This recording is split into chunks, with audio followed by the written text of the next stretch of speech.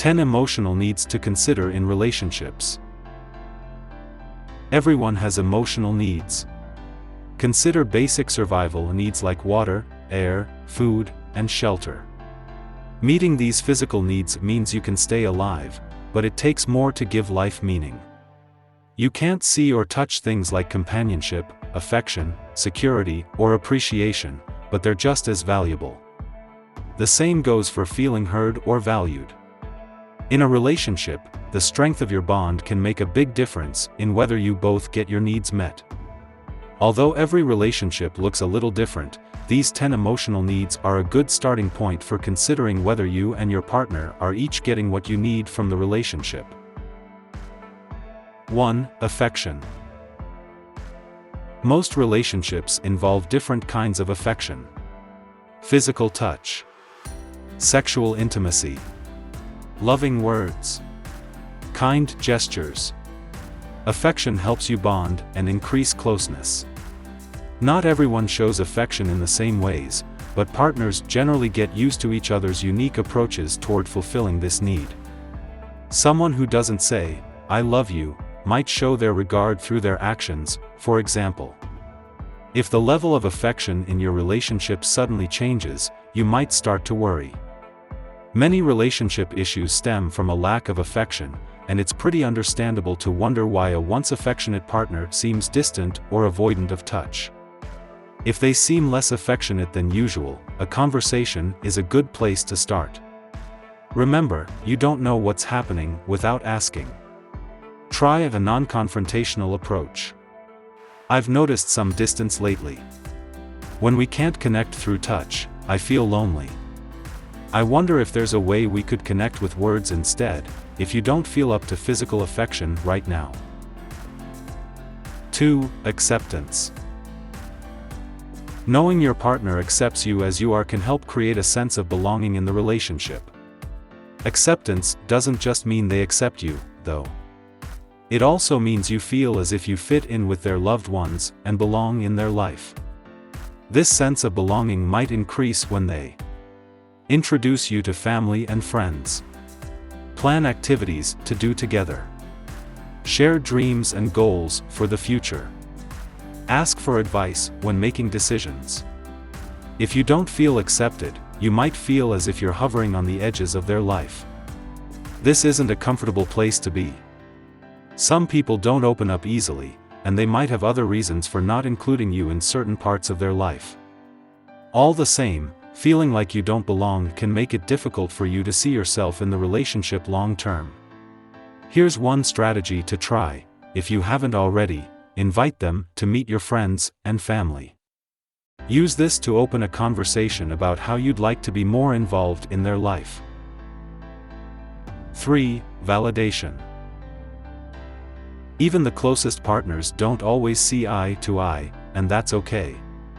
When you don't completely agree, though, you still want to know they've heard your concerns and understand where you're coming from. According to research from 2016 trusted source, most couples find it important to operate on the same wavelength. When your partner completely fails to see your perspective, you might feel misunderstood. If they dismiss your feelings entirely, you might feel ignored or disrespected.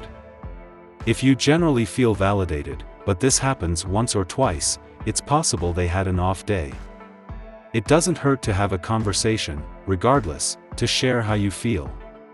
But if you consistently feel unheard or invalidated, you might start to build up some resentment, so it's best to address the issue sooner rather than later. Try: I haven't felt heard lately when I bring up important issues. Could we find a good time to have serious conversations, when we can both listen without distractions? 4. Autonomy. As a relationship deepens, partners often begin sharing interests, activities, and other aspects of daily life. You might notice you're becoming more of a unit as you grow closer. But no matter how strong your relationship becomes, it's essential to maintain your sense of self. While you might have plenty of things in common, you're two separate people with unique goals, hobbies, friends, and values, and that's a good thing. If your identity has started to blur into theirs, take a step back to examine the situation. This blending of selves can happen naturally as you grow close, but it can also happen and you believe you need to become more like them for the relationship to succeed. In reality, maintaining individual interests can fuel curiosity about each other, which can strengthen your relationship and keep it fun. If you're losing sight of yourself before the relationship, set aside some time to reconnect with friends or restart an old hobby. 5. Security. A healthy relationship should feel secure, but security can mean many things. If you feel secure in your relationship, you generally know they respect your boundaries. Feel safe to share your feelings. Feel physically safe with them. Believe they support your choices. Feel able to share your feelings. Setting clear boundaries can help boost your sense of security. I don't want to be shouted at, so I won't respond if you raise your voice. If your partner becomes abusive, seek professional support. Physical abuse is often easy to recognize, but emotional abuse can make you feel unsafe, too, even if you can't put your finger on why. 6. Trust. Trust and security often go hand in hand. It's hard to feel physically or emotionally safe with someone you can't trust. When you trust someone, you know they're looking out for you as well as themselves. If you start to doubt them, try bringing up specific behaviors, such as staying out late without explanation. This helps you get to the bottom of what's going on while touching base on communication needs. In general, trust doesn't happen immediately. You cultivate it over time, but you can also lose it in an instant. Broken trust can sometimes be repaired, but this requires effort from both partners and often, support from a therapist. Be upfront about how you'll handle breaches of trust in the relationship. While your specific response might vary based on the context of a given situation, you probably have a good idea about behaviors you can't accept, such as infidelity or lying.